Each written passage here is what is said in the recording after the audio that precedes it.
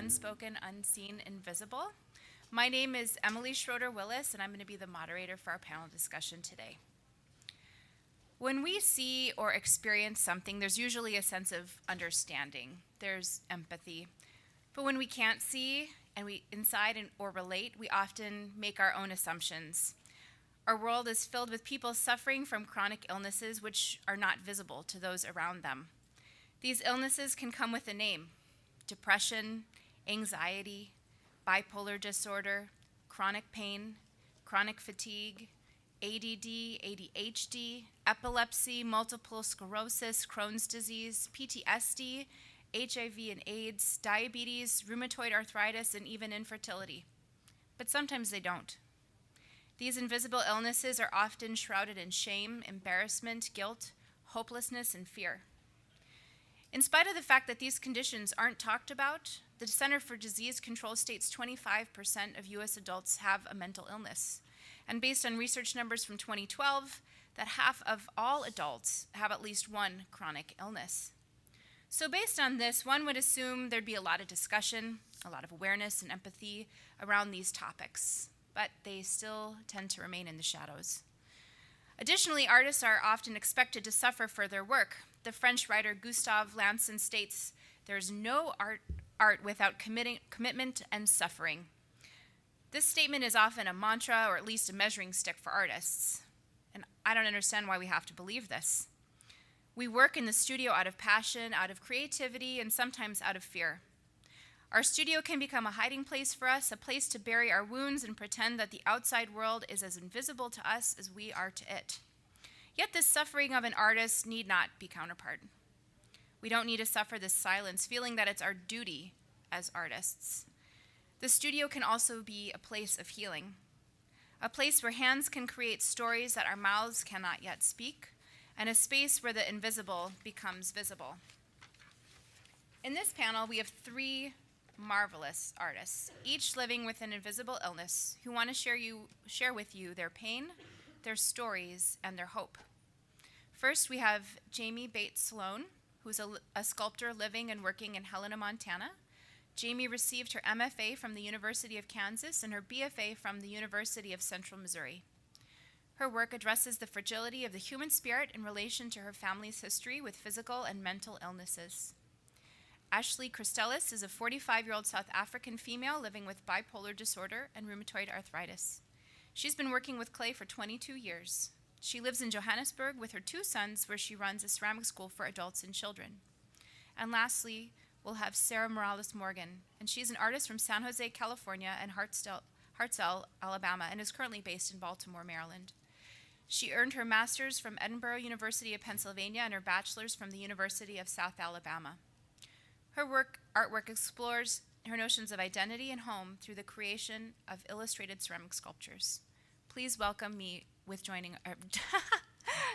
with me in welcoming our panel.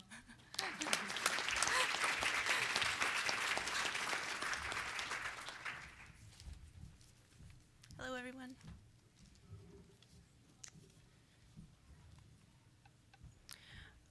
I would like to start by reading a quote from the book Autobiography of the Face by Lucy Greeley, for I feel it's very fitting for today's topic.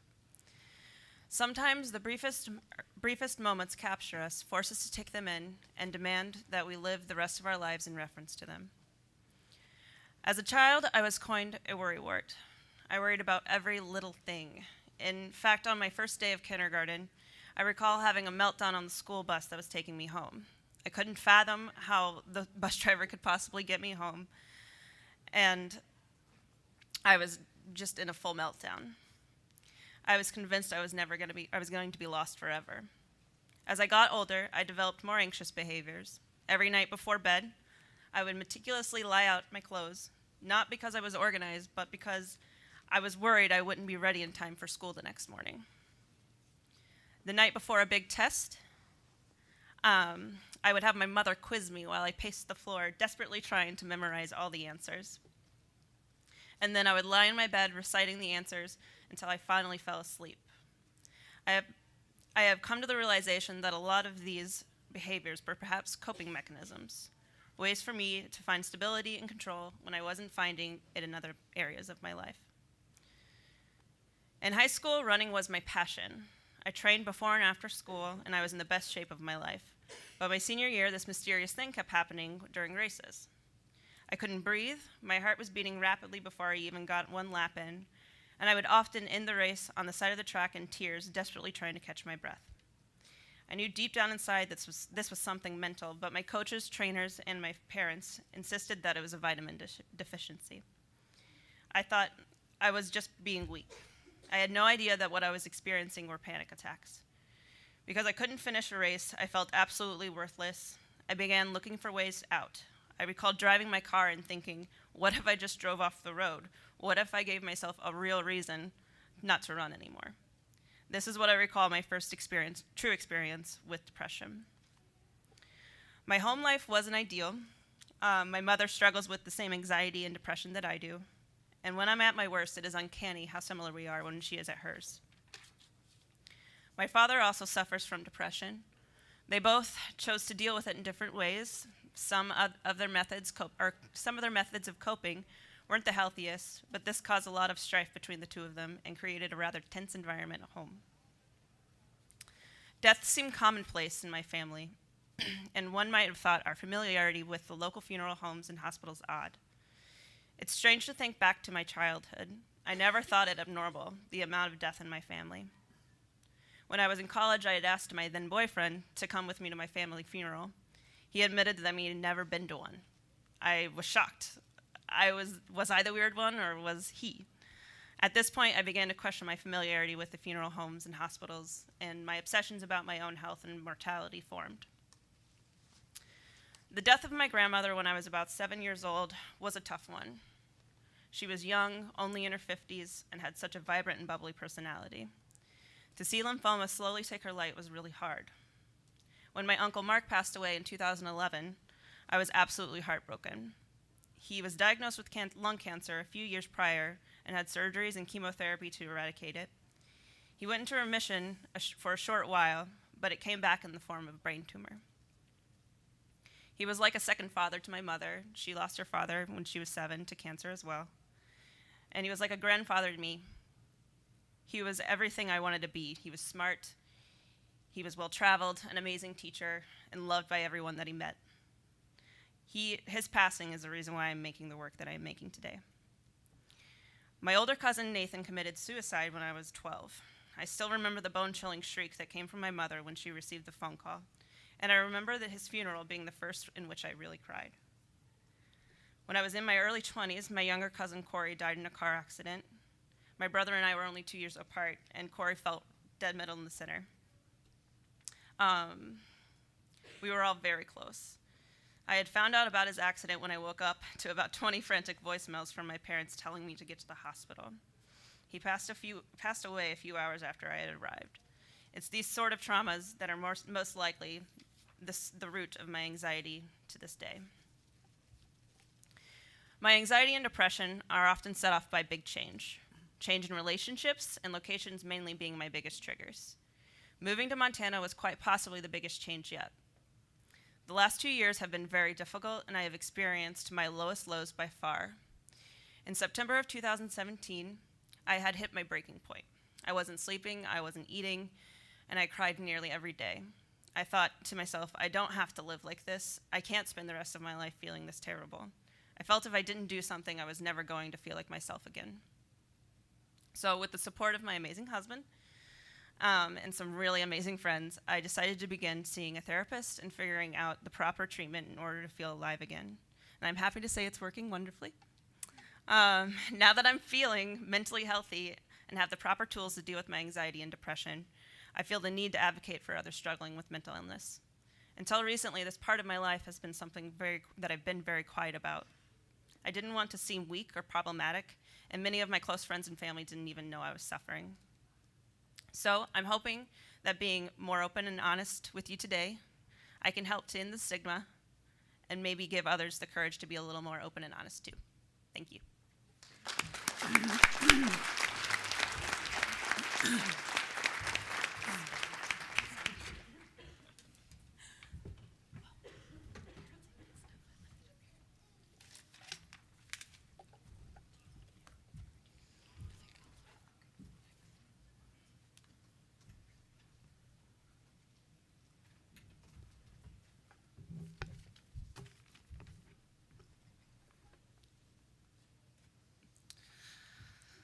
I saw bright fluorescent lights and heard a voice say, "Don't worry, my dear. You're in the hospital. You're safe." I remember thinking to myself, fuck, it didn't work. I closed my eyes and drifted back to sleep.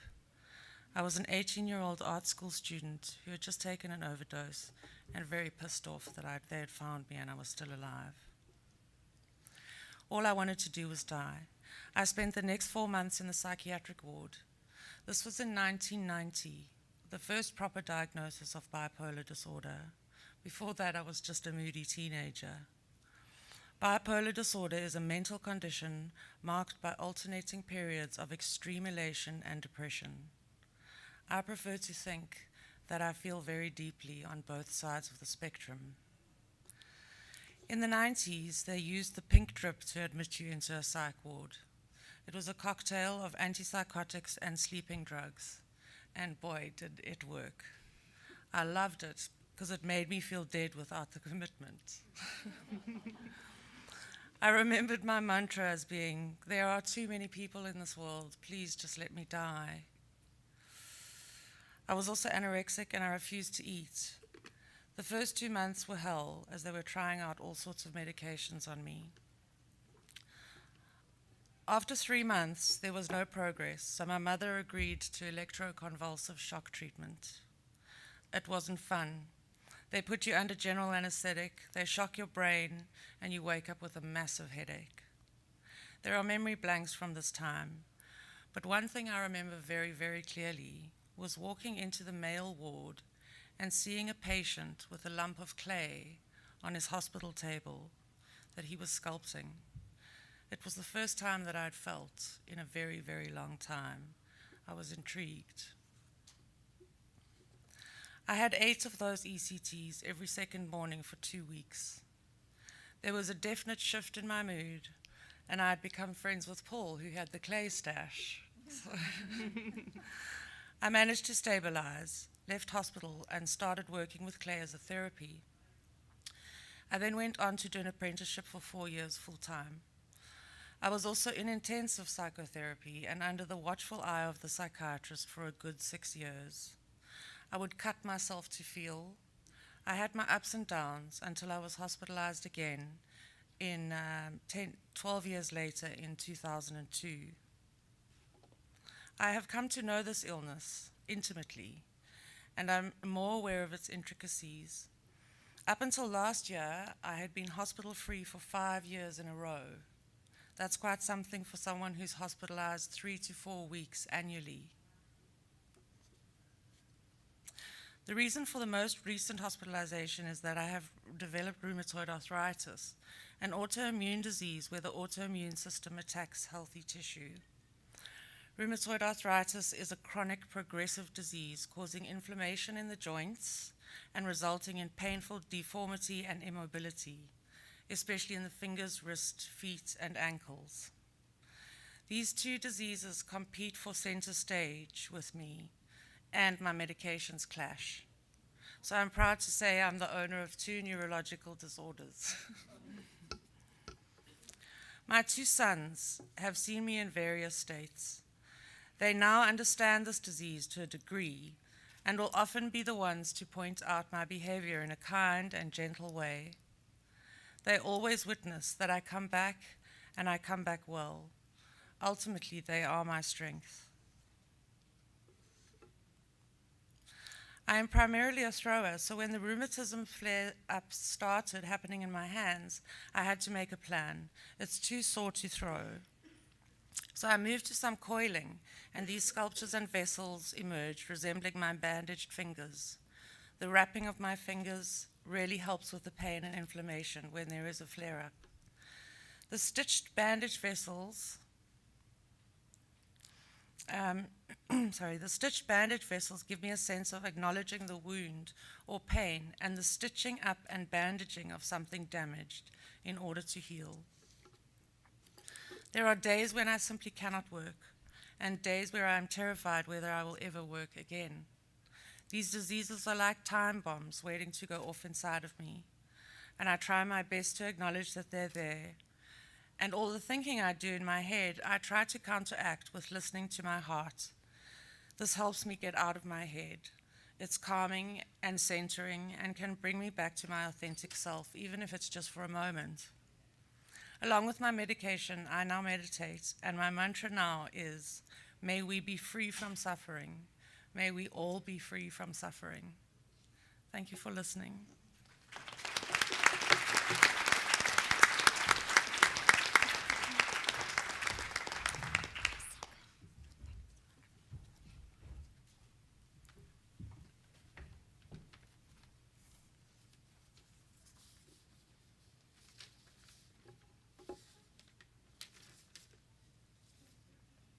Folded papers. Like weights along my timeline, my periods of depression have spanned days, months, and even years. I've been struggling with depression for 13 years. A combination of chemistry, family history, and the weight of my experiences is the root of my illness. I was born and raised in San Jose, California. When I was 5, my mother was diagnosed with colon cancer. She was only 39, and my little sister was just a year old. She battled it for 2 long years and won. A lot about that period of time is fuzzy for me. I finally realized last year through therapy that her health scare and the surrounding circumstances had a lasting and traumatic impact on me. When I was 11, my family moved to rural northern Alabama. My father was offered a position as a branch manager at a tech company in Huntsville.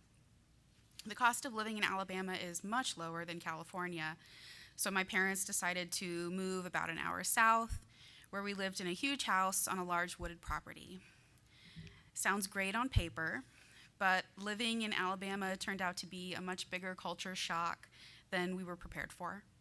I was very different from this new culture, and I found it very difficult to fit in. A combination of chemistry and experience came to a head when puberty hit, and I sunk into depression.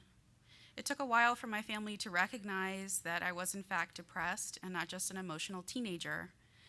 When I was 14, I saw my first psychiatrist, who diagnosed me with major depressive disorder. Having a diagnosis really helped me and my family understand what was happening, but it didn't make life any easier. I remember being paralyzed in a fetal position on the dining room floor when I was 16 because I couldn't face another day at school. I'd been slowly sinking into depression for a few years, and I'd seen therapists and psychiatrists and had tried many cocktails of antidepressants and mood stabilizers, but ultimately we decided that high school was doing more harm than good for me, and I dropped out my senior year. It was a huge relief. I started having more success in therapy.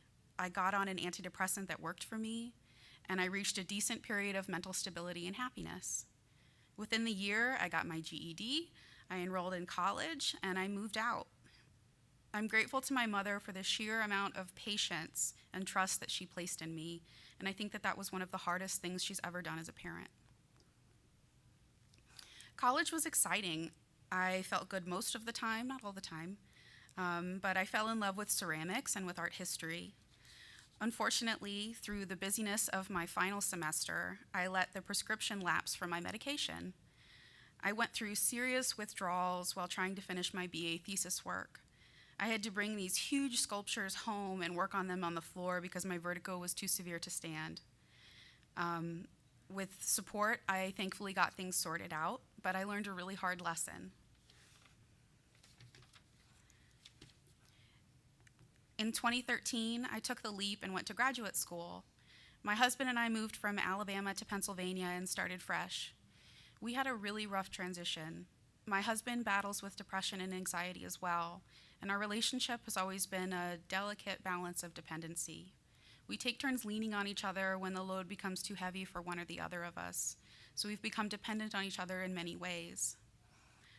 When we moved to Pennsylvania, my husband had a hard time finding a job and became depressed. I had a hard time adjusting to graduate school and became depressed. And it was very difficult for a while, but we weathered, and my husband surfaced first. And thankfully too, because with every semester, my depression was getting worse until I hit one of the lowest points of my life in my final year. Making artwork, let alone finishing my MFA thesis, seemed impossible.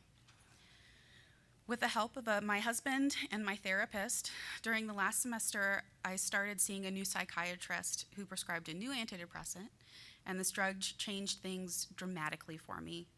I could finally feel happiness without the weight of depression lurking around the corner. I was able to finish my thesis and graduate with my MFA. I was offered a residency at Baltimore Clay Works, and we moved to Maryland. It is 2 years later, and I still see a psychiatrist and a therapist, and I'm learning the difference between depression and anxiety the hard way. But for the most part, I've been able to weather major life changes with only a few down days, instead of spiraling into despair for months at a time. My struggles with depression have also marked my studio practice. I have great periods of productivity and passion in the studio, but I also have periods of total paralysis where I can't bring myself to enter the studio, let alone make anything. This paralysis creates this vicious cycle. I'm depressed, so I can't make anything, and I'm not making anything, so I beat myself up and get more depressed. In our clay community, making is often tied to identity. I know artists who work in their studio every minute of every day and ache when life pulls them away for a few hours. I've often beaten myself up for not being like that, and only recently have I started to accept that that's okay. I love art, and I'm an artist, but an artist is not all that I am. My depression is a journey, and I have so much love and appreciation for the people in my life who are patient with me and support me. I've learned that antidepressants involve a lot of trial and error, and even though one works for me now, it may not in 5 years. But with a combination of medicine, therapy, a strong support system, and most importantly, compassion for myself, I can weather the storms until light breaks. Thank you.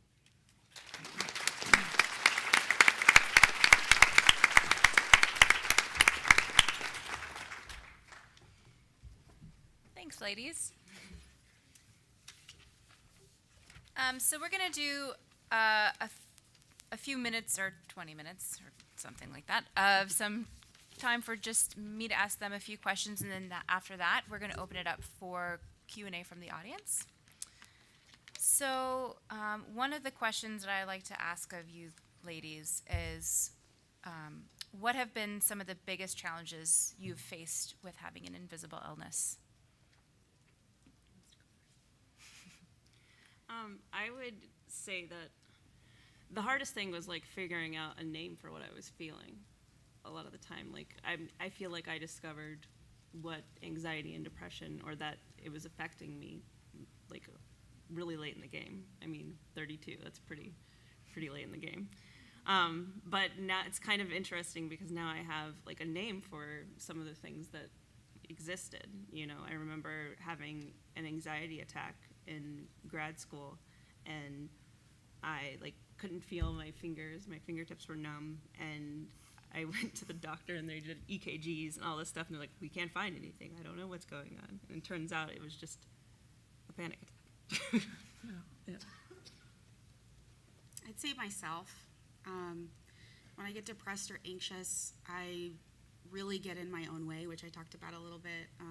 I hyper focus on things, and it'll like run in a loop and that I can't get out of. And I'll get paralyzed worrying about the studio, or worrying about life, or worrying about why I'm worrying. And then I'll also set these unrealistic giant expectations, and then the possibility of failing those expectations becomes paralyzing, or letting other people down. So it's totally me. I'm the same as Sarah. I get in the way. Yeah. Definitely all around. How do you feel that society has changed in the way that it views people with these types of illness over the last 5 or 10 years? Do you feel that there's been any changes with how people have been able to perceive it? Yeah. Should I? Yeah, I do. I feel there has been a change. There's more spoken about, I think probably just because I've had it for such a long time, that now in the last maybe 5 years, I've found it definitely people are more able to speak about mental illness, and so I think it's changed for the better. No. I think it's definitely the conversation has been opened, and I think that stigma is slowly starting to go away. But I think that a lot hasn't changed in the way that we kind of accept it or operate as a society. Like, if I'm having a depressive episode, I don't feel comfortable telling my boss that that's what's happening. You know, I say I'm sick or have the flu. You don't say, like, you know, I'm depressed on the couch. Yeah. And but it's very real, but I think a lot of people just don't understand. But what's important is that conversation is being opened, so people that have no experience with mental illness or invisible illness, they can start to kind of understand and empathize a little bit. Yeah, I completely agree. I feel like I'm part of like the people that are trying to understand it. And I recently had an experience with my in-laws not understanding a post I made on Instagram about my depression, and they thought that like there was something wrong with my marriage, and they were asking my husband, "What's happening with you guys? Are you okay? You know, like, what did you do?" And I was like, "It's nothing anybody did. It's nothing, you know, it's no one's fault. It's just a simple chemical imbalance in my brain and maybe a little trauma." So that leads me into the next question, which is, how do you talk about your work to people or to family members who know about you and your illness, where that can be really personal and sometimes almost so personal that it's hard to kind of talk about those things? But as artists, you make work about that, I'm assuming. Mm-hmm. And so if you want to share about how you navigate that sensitive world. I'm pretty comfortable talking to people that I know, like friends or family, because if you know me well enough, you know that depression is a part of my life, just because I've been going through it for so long. And like in graduate school, you become very intimate with the other people that you're working with, the other grad students. So they learned a lot about me as far as depression goes, but I didn't go into like all the trauma and stuff like that. But when I tend to make autobiographical work, so then the people that I love are often subjects and involved in that, which they tend to be okay with because I warn them. So if I'm planning to make a piece about my husband or about my mother, I'll give them a heads up, and I'm not asking for permission. I'm sure I would approach it differently if they absolutely said no, but for the most part, they've said yes. So, but my work often will make my mother really emotional. She, like, when she sees my work in person, she often cries, but it's not because of sadness. It's more she's proud that I'm being able to talk about it, but she's also sad as a mother that I've gone through that stuff. Yeah. I found that it helps to tell people, close or far, from about the work, because I that whole thing of assuming that people understand what's going on. Hey man, they don't. Even your closest, my sons, sometimes just don't understand it, and so it's good to open a conversation about how what this work is about for you. So I think it's a good thing to talk about, or not. If they're not interested, then they're not. But often people will not ask because they it's too weird, but I think it's a good thing to talk about. Yeah, I don't know, in my experience, like I've talked to, I don't know, like my work has recently started addressing my depression. Mostly it was about my family's history with cancer and illness. But in that respect, like my thesis show, I remember one of my aunts like read my artist statement and she like welled up with tears and she said, "It's about us," and it was, it was like really powerful because like I felt like she really like understood it and respected that I was making this work, and they had no idea. I don't really talk with my family much about it, but it's still something I'm kind of figuring out, I think. Yeah. Has your illness ever been so overwhelming that it's paralyzed you in your studio practice or scared you that you're not going to be able to work? And how have you dealt with that situation? I'll answer this first. Yes. And I let it pass. I've learned through all of this and it's been my biggest lesson is to be kind to myself. It's so important. And I just have to let it pass because it does. It passes. I'll build on that. That's been the hardest part for me is learning how to cope with it and learning compassion for myself. Yeah. And I've struggled. I've fought my depression for a long time, and that really is like quicksand. It just makes it worse and it spreads it out. But if I acknowledge it and accept, okay, I'm having an episode, then acknowledging it will help it go away faster, or sooner, not faster, but sooner. And being okay with that, and then as far as coping mechanisms go, I distract myself. I tend to watch a lot of TV or movies if I'm depressed, specifically like Disney movies, because they're from my childhood. So they make me really nostalgic, which is a good feeling, right? So then I'm trying to counteract that depression with something that I know the story and it's just kind of pretty to look at. So it's like a brain massage.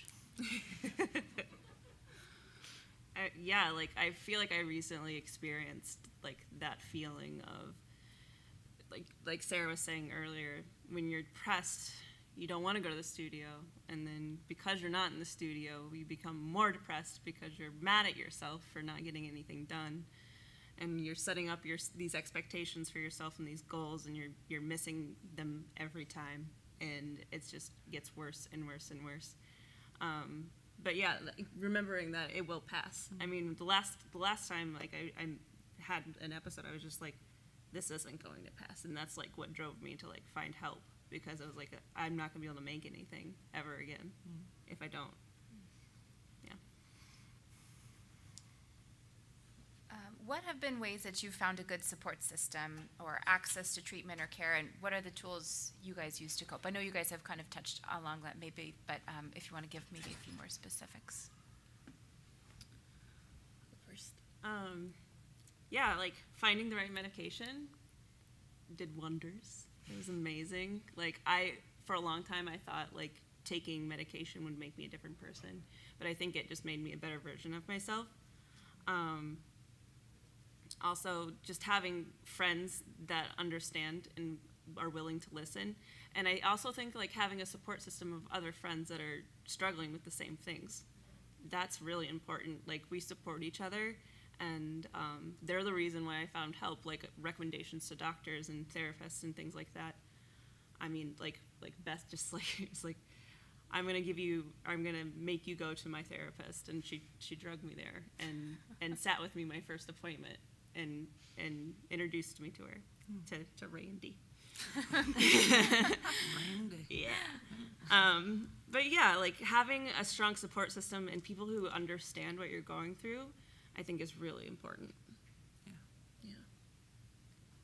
I think figuring out what works for you, and that's a lot of trial and error, but like for me it's medication and it's therapy and it's psychiatry and it's a strict routine, but it's very different for my husband because like I said, he struggles with anxiety and depression too, but for him he doesn't like medicine all that much, and he's tried it but he doesn't respond that well to it, but he loves to exercise, so that serotonin boost you get from working out really helps him.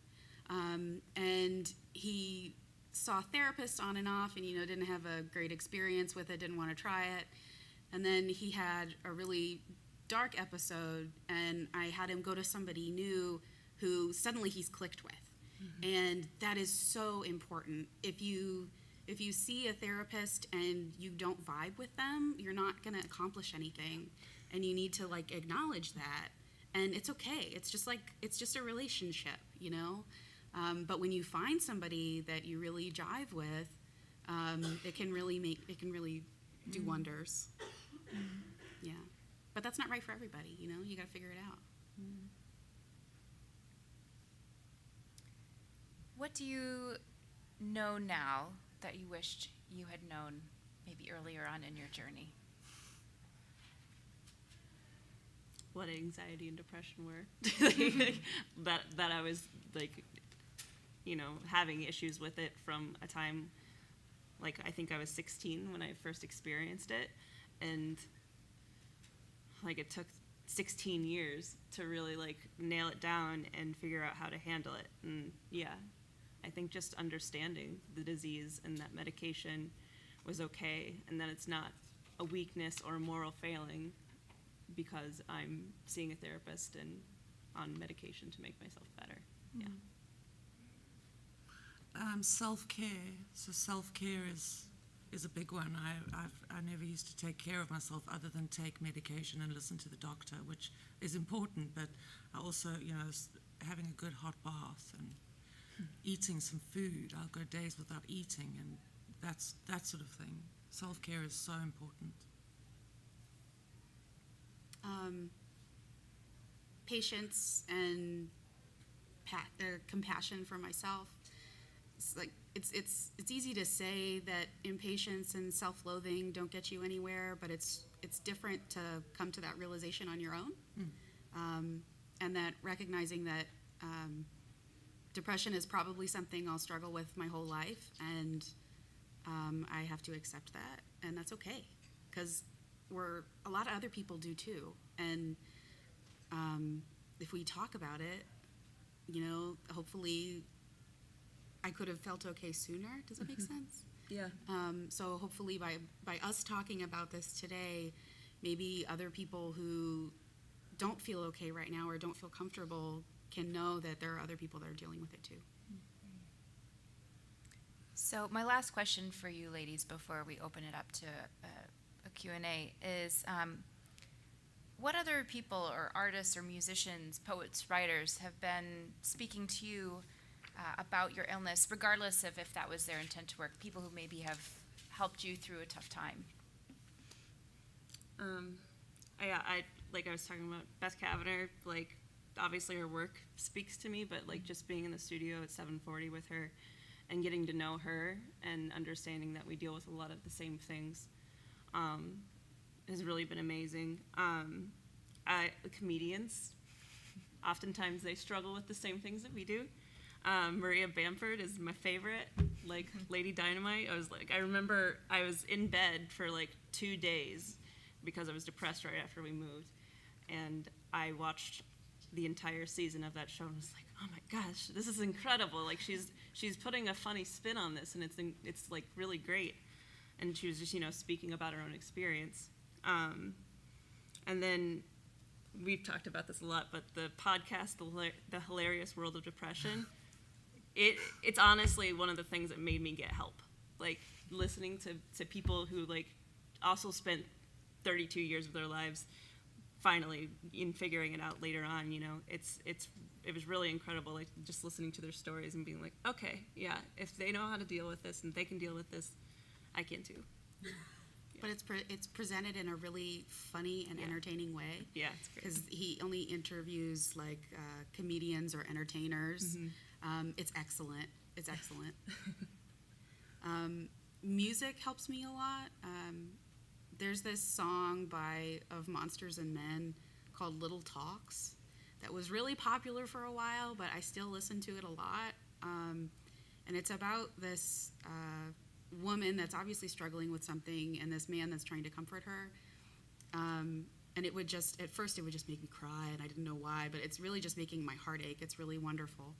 And then one of the first artists that really spoke to me about emotion, like made me viscerally feel like this is an emotional work, and she's talking about this, so I want to talk about this too because it's okay, was actually Lauren Gillespie's work. It's really it's really poignant. And if you're not familiar with it, I suggest you look at it. but it's really touching. And I saw her she came as a visiting artist to my graduate school, and watching her give a talk about it and learning more about her brought everything to a whole nother level. Have you seen her speak incredible, too? yeah. Her talk is incredible. And I remember just listening to her talk, and then when it was over, I was just sitting there like trying really hard not to cry, but I really want to talk to her, but I'm trying really hard not to cry, so I'm just going to leave. But we did talk about it later, so it was wonderful. Did you have any? Great. So thank you, ladies. So now we're going to open up. There's a microphone in the middle of the floor. If you would like to ask a question of our panelists, please feel free to come up and ask. So I have a couple questions. I guess, have you ever found that it becomes more difficult to do anything, like that it becomes more difficult emotionally when you are seeking help? And has there ever been a time when someone who didn't understand your situation tried to step in and prevent you from doing something?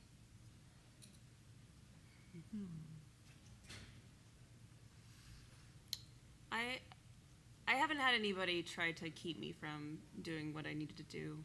I'm fortunate enough to have super supportive family and a super supportive husband and friends. My husband was nervous about me being on medication because he's had friends who had bad reactions to certain medications, and he didn't understand that maybe they were just on the wrong thing for them, or maybe they weren't, practicing self-care or making the other steps to become a healthier person. So his experiences with his friends, you kind of put a damper on things for a bit, but and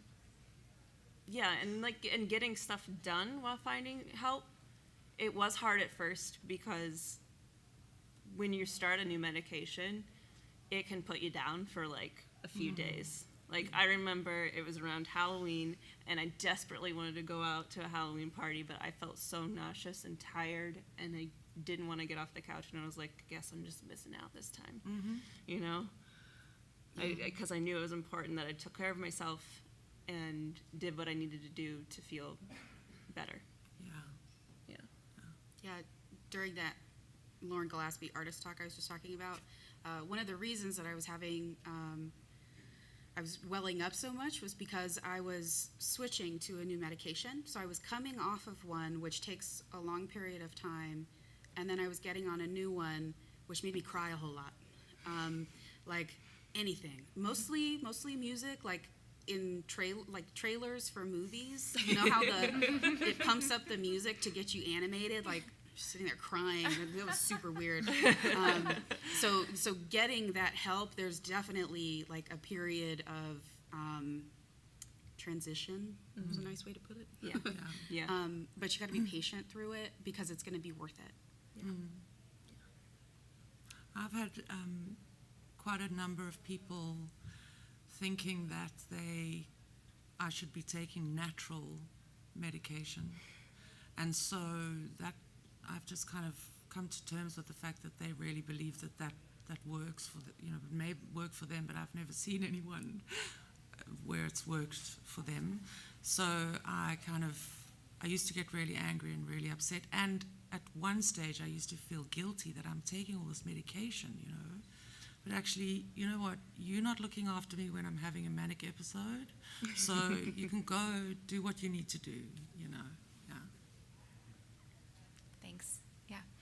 Hey, I'm a studio potter, and I have bipolar disorder, and one of the things I've really struggled with is trying to allow for the inconsistency and the unpredictabilities between both the moods and the illness and also the medication changes. And so I was wondering if there's anything you guys have added into your practices to help accommodate for the instability.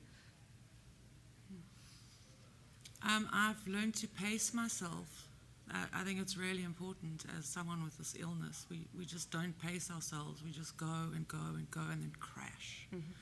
So when the going's good, pace yourself. That's it. That's all I can say. Yeah, like finding balance between your personal life, taking care of yourself, and having realistic expectations for yourself, I think is really important.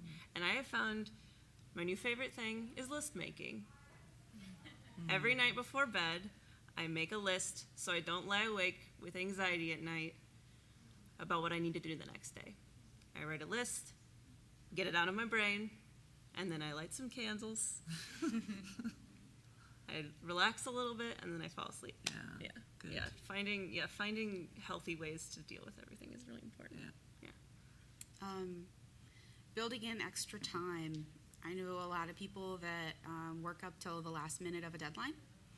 I can't do that. I cannot do that. I cannot do that physically, and I cannot do that emotionally. So if I build in like an extra 2 weeks before the deadline, then that allows for any failures. That allows for a short depressive episode if that happens. But I have to give myself time. And that's hard because, like I said, a lot of people work, and I'd love to be able to do that, but I can't. Thanks. Yeah, next question. Hi. I feel like you're almost already answering the question before I even ask it. But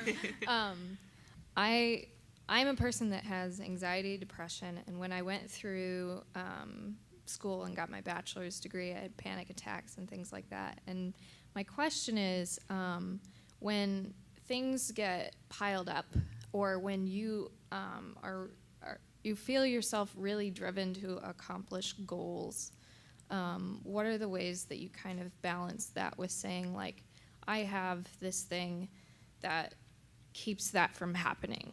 Like, you have big plans. That's a hard one. Yeah. Because it's not predictable, Yeah. right? So if there's a lot of pressure on a situation, I have a really hard time handling that. But it's that whole thing we keep repeating about self-care and, like I just said, building in time, because I probably know that that's going to happen. It may not, and that'd be great, but I probably know that that's going to happen, and I need to be prepared for it and get my coping mechanisms in place. That's what I have to do. Yeah, for sure.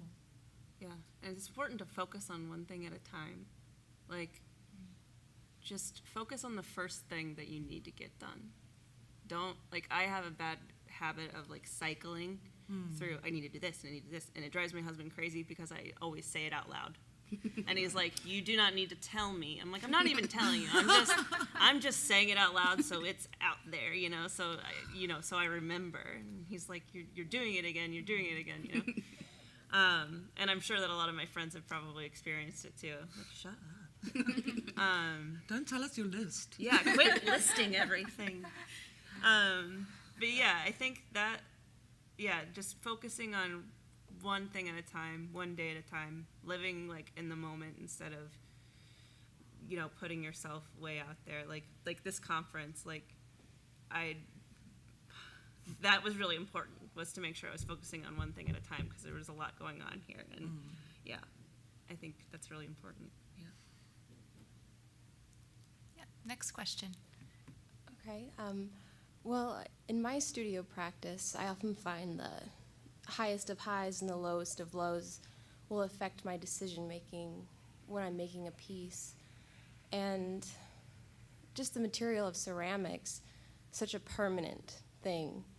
Often I struggle with putting the thing in a kiln. And I wonder if you struggle with anything like that, with ceramics being so permanent and heavy and occupying space, if you have a hard time occupying the space yourself. I won't fire something if I'm not absolutely sure about it. So, and it's taken me a long time to get to a point where this is good enough. this is good. I'm going to go for this, you know. So it's kind of, maybe it's just about coming to be true to yourself. I don't know. No, that's not the right word. Believing in yourself. Maybe that's what you need.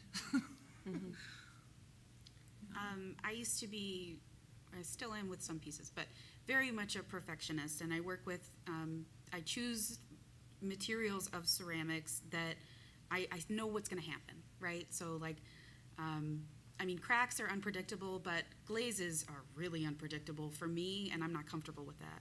So I use underglazes because I know what's going to happen. So as an exercise, I decided to force myself out of that, and I made a whole body of work. A few of the pieces were in there where there's this, it's a family photograph is what it is, with a figure painted in it, and then I blur the figure. So the way I'm doing that is I'm painting that figure totally in, I'm totally rendering it, I'm painting in the background, and then I'm forcing myself to put something on it that's going to change it, that I have no control over, that it's just up to the kiln gods. And then it totally obliterates the figure, and I have no control over it. I just caused it, right?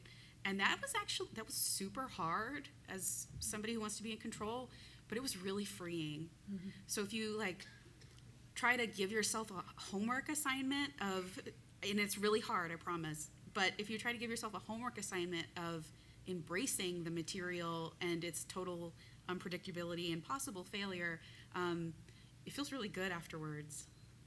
Mm-hmm. I think as a practice lately, I've been remaking older work that like I thought, oh, I could definitely make that much better this time around. So I think that's been freeing too, knowing that like maybe I can readdress this again later. Also, I haven't been glazing a lot of things as of late, and that was really freeing too, because I'm like, whatever, there's a crack. Patch it up with some sculptural epoxy. Yeah, that's been like, yes, please. Yeah, exactly. Next question, please. Hi. So I do jewelry and ceramics. I'm a BFA right now. And in my jewelry work, I've been doing interviews with PTSD survivors, and then making pieces about their stories. But I know for me, like, ceramics is kind of my break from that, because it's really heavy, and, I have to give myself, like, a week in between doing each interview, because I can't, like, deal with it. I didn't know if you guys had anything like that, just taking a break from some of that, like, deeper work. That's really incredible. I'd love to see that work. It sounds powerful. Since my work is very autobiographical and is often about depression, it is really heavy for me. It's probably not for other people if they don't get that looking at it, but for me it's really heavy, and it can be a little draining. So I have a separate body of work that is kind of related, but it's like small fun things, and they're my reward for after I make that piece that takes 3 months and is really draining on me emotionally. I get to make all these little things that are then actually, as a sculptor, easier to sell. So then it's even more rewarding. But yeah, definitely taking a break and then rewarding yourself in some way. Mm-hmm. Yeah. My teaching does that. I teach, and that's also, it just lifts me away from that sort of obsessive me. Yeah. Finding something else that focus on something. Yeah. Other than, instead of like being like, I have to be in the studio every day and be making and putting that pressure on yourself, allowing yourself to have another hobby, like I mean, well, it's also a hobby and it's my money job. But I bartend on the side, but I make craft cocktails, and I've actually become pretty passionate about it. Like, it's a lot of fun. I don't just love drinking them, I love making them. and it's like another form of creativity, but it's, and other people are really enjoying it, Yeah. So that's kind of become a new thing that's fun for me. And then same with Sarah, like, I have like a small line of jewelry, and it's fun, maybe a little kitschy, maybe a little weird and funny. It's awesome. She's totally downplaying it. But yeah, just finding something else to balance it. Yeah. Thanks. Next question, please. Struggling with a lot of the same things that all of you have. I was first just want to say thank you for sharing with all of us today, because I'm sure I speak for more than myself when I say that it's great to know I'm not alone. All of you are making work that is somehow fueled by this struggle that you have, and I find that there's sort of a switch between allowing these invisible illnesses to be destructive in our lives or destructive in our studio practice, and then somehow sometimes it like switches and it becomes that fuel and it's constructive. And I wanted to know if there's anything that any of you do to help that switch from destruction to construction in your art making. I think this, like, making this panel was a huge thing. Like, taking it from being something that, like, I thought was making me weak and worthless, now I feel empowered and like I can help make change with sharing my story. And I think, like, again, going back to that podcast, like, that was, like, what inspired me to be like, okay, I need to talk about this. Like, I've always been so quiet about it, and I never told anybody. Like, even, like, when I had a really bad episode not too long ago, I just told my husband I was sick. Like I was like, I don't feel very good. I think I'm just gonna, sleep, or, like, I would just say I don't feel good. But now, like, I'm learned that being honest with people and telling them, look, mentally I'm not here right now. Like, I can't do this. I need to, like, just lie in bed for a day or two, relax, take a step away. And that's being kind to yourself. That's being kind. Yeah, like, yeah. You have to listen.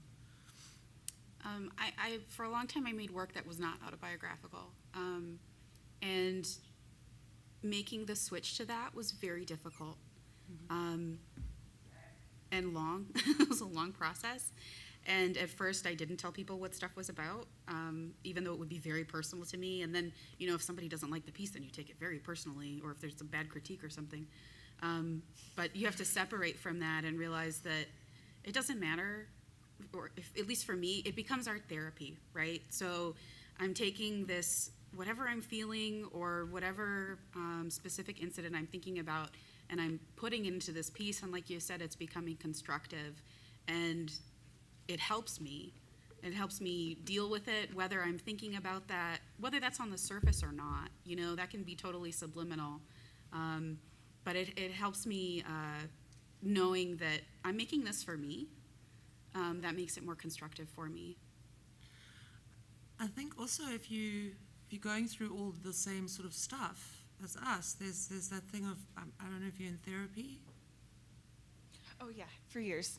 Okay. Years and years. Okay. So through that process, there's also a way of making it positive, bringing that into your work. Yeah, and I know, like, struggling with anxiety, I wasn't very good at channeling it into a positive energy, because, like, it oftentimes makes me, like, very, like, hyperactive and wild and crazy. Like, even yesterday I was telling you guys about how sometimes when I get really anxious when I'm talking to someone, I'll just say the weirdest thing. Like, somebody said, "Oh, I really like your work," and I just said, "You too." I was like, what the hell was that? Like, but I was so anxious and nervous that's all that came out of my mouth. So I like learning to, like, channel that into a positive energy, and like working out and things like that. That helps a lot. Yeah. Next question. I think maybe we'll just do a couple more just because we're at time. So whoever's, I don't know if it's okay if we just go through whoever's standing, and are we okay with that? Okay, let's do that if we're okay with that. Sorry, I have another question, but you guys are all clearly advocating. Like, right now, this is advocating, and you're all able to talk very coherently about how your mental illness is tied into your work. And I'm just wondering, it's like, for instance, I cannot make something that's not tied to my mental illness because it's so significant in my life. But I still have a hard time like, talking to people and trying. Like, I get nervous and worry that they'll think I'm asking them to do something. How do you get past that kind of feeling to talk about how your mental illness is related without worrying that it'll change people's ideas of you, and how, what point do you think helped you start feeling like you can advocate? Like, do you feel like there's a point at which advocacy becomes okay even if you're still struggling? I think it's important to educate people. There's a website called makeitokay.org, which it's kind of like a website that educates people on how to talk to someone with mental illness. Instead of dismissing what someone is saying or telling you, like learning how to ask questions that are supportive and insightful. And then also, you know what, if someone has a problem with my depression or anxiety and me talking about it, then that's their own hang up.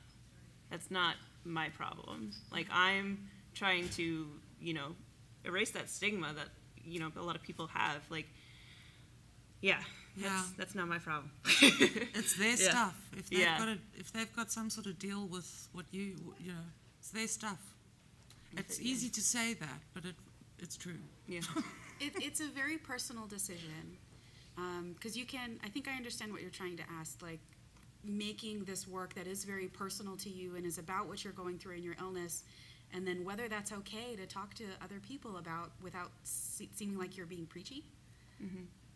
Well, that, and also just like in a way, like, can you talk about it when you haven't gotten past it, when it's still a huge problem, and without people thinking they have to do something? Or like, I've actually encountered the most stigma from my school itself. So for me, that becomes a concern of, if I talk about this too much, it's going to get me in trouble. So I'm sorry to hear that. Yeah, that's hard. And like, just because we're up here talking and being clear and concise about it doesn't mean that our struggle isn't real and it isn't over. Like, depression is always going to be something that I deal with. And I'm going to have bad days, even if I'm on medication, even if I'm seeing a therapist. It's never going to go away. And acknowledging that and being okay with that, I think, is really important. Yeah, I want to emphasize what she's saying, that we've been working on what we said for how many months? A number of 3. months. We practiced the hell out of this. Yeah. Like, Yeah. there is no way that I could just come up and speak clearly about my history, right? The stuff that I said, like, we were all a little scripted, and that's because I think we're a little nervous and anxious. Yeah, it's very anxiety fueled, I still get people. Just a couple of months ago, I had some woman kind of start talking about me to some other people, and she's got bipolar. Like, you better be careful. And I mean, well, that's your stuff, actually, and it does happen. It's gonna happen. Yeah. Embracing and self-acceptance and, that whole thing again is really easy to say, and I know it's really hard, but it's really important. It's really hard. It's really hard, but yeah. My question is about like the economic side of invisible illnesses. How do you deal with, because in next year I'll be off my parents' health insurance, so I will be a practicing artist with 2 invisible illnesses. How do I pay for my medication? How do you deal with like that kind of side of it, like because we're never gonna have like this traditional job that will always give us great insurance and things like that. So how do you kind of work around that or with that? I've gotten pretty lucky. So my therapist understands that I need her help. And she, one day she told me, she said, look, you're going to rack up a bill, but just pay what you can every month. Just don't forget about me. And she was like, and you have a pretty strong presence on the internet, so I'll find you wherever you are. And so thank God for that, because there's like, I go every week, and I can't afford to pay $100 a session. My insurance doesn't do squat. And so, yeah, and then I found a place in Helena, actually, that they work on a sliding scale, so based off of your income. So finding resources like that is really important.